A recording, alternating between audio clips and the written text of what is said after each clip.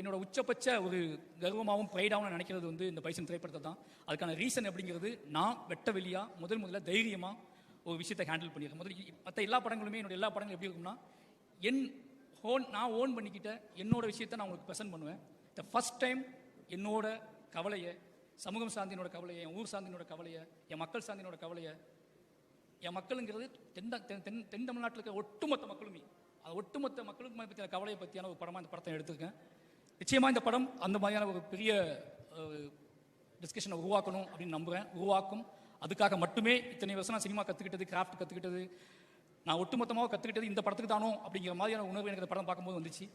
அப்படி உணர்வு வந்ததுக்கு இந்த பைசன் திரைப்படம் எனக்கு கொடுத்த அழுத்தம் இந்த சமூகத்துக்கும் இந்த தமிழ் சமூகத்துக்கும் கொடுக்கும் அப்படிங்கிறத உறுதியாக நம்புகிறேன்.